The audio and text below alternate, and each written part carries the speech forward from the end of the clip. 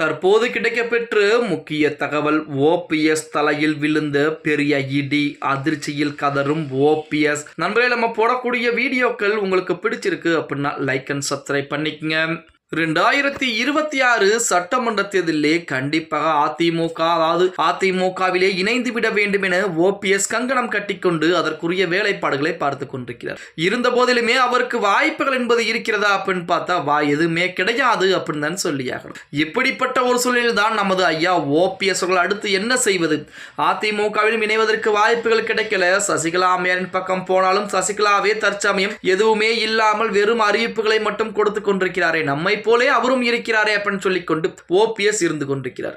இதன் காரணமாக ஓபிஎஸ் இருக்கக்கூடிய முக்கால்வாசி நிர்வாகிகள் அதிமுகவில் இணைந்து விட்டார்கள். மீதம் இருக்கக்கூடியது 1-2 நிர்வாகிகள் தான் இருக்கிறார்கள். அவர்களுமே அதிமுகவில் இணையக்கூடிய ஒரு சூழல் என்பதுதான் இருக்கிறது அப்படின்னே கூட சொல்லலாம். இதன் காரணமாகத்தான் ரகசிய தூது ஒன்றை விடக்கூடிய வேளையில் நமது ஓபிஎஸ் இறங்கி இருக்கிறாராம்.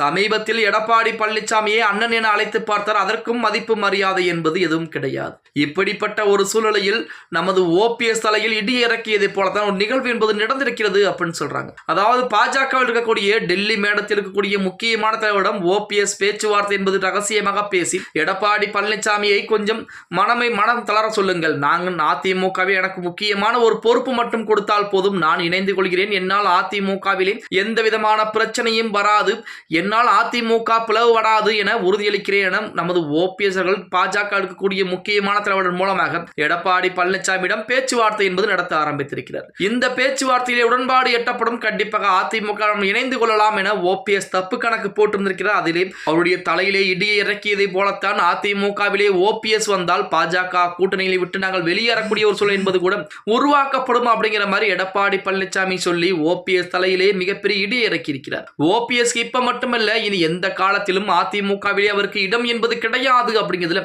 உறுதியாக இருக்கிறாராம் எடப்பாடி பழனிசாமி. அதன் காரணமாக ஓபிஎஸ் அடுத்து என்ன செய்ய போகிறார் அப்படிங்கிறது தெரியாமல் தான் முழித்துக் கொண்டிருக்கிறார். ஓகே கைஸ், வீடியோ பிடிச்சிருந்தா மறக்காம லைக் அண்ட் சப்ஸ்கிரைப் பண்ணிக்கங்க. அப்படி இந்த வீடியோ ஃப்ரெண்ட்ஸ் அண்ட் ஃபேமிலிக்கும் ஒரு ஷேர் பண்ண மறந்துடாதீங்க.